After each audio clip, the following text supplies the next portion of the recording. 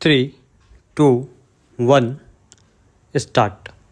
The Punjab and Haryana High Court has done the right thing by quashing the Haryana State Employment of Local Candidates Act 2020 that provides for 75% reservation to state domiciles in the private sector in jobs that provide a monthly salary of less than rupees 30,000.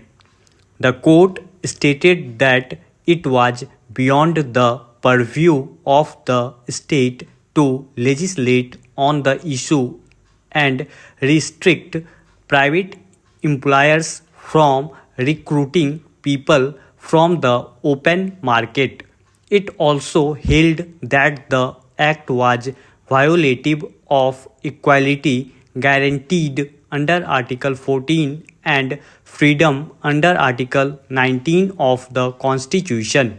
The court said that by allotting 75% reservation for locals, the act militates against the rights of citizens of the rest of the country and that such acts could lead to other states coming up with similar enactments, in effect putting up artificial walls throughout India. It argued that the act was imposing unreasonable restrictions on workers' right to move freely throughout the territory of India. The court termed the requirements on private employers stipulated in the act as akin to those under Inspector Raj. Other states such as Andhra Pradesh and Jharkhand have also enacted similar legislation.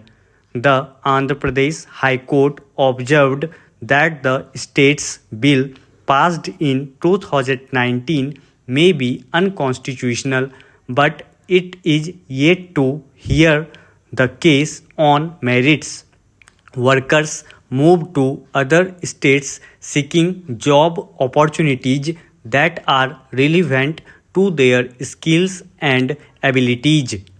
If states build walls and impose restrictions that prevent job seekers from other states from accessing opportunities, citizens of poorer states will have to eke out a living within their own regions.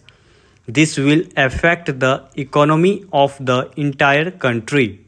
While legislation that seeks to reserve blue-collar jobs for locals is problematic and unconstitutional, there is a reason why there is resentment among locals in better off states over their jobs being taken by migrant workers and which has compelled their governments to come up with knee-jerk protectionist measures. There are more than a few private employers who exploit the migrant labor market, as such workers tend to work long hours for low wages with little or no social protection and benefits. This creates a segmentation of the labor market with low-wage migrant workers on the one side and local workers with better bargaining power on the other. If states are truly concerned about protecting workers' rights, they should ensure that migrant workers in all establishments enjoy basic labor rights that are legally due to them, thereby creating a level playing field for all workers. This will also be a curb on exploitative practices by employers. Protectionism in the labor market is not the answer. Stop.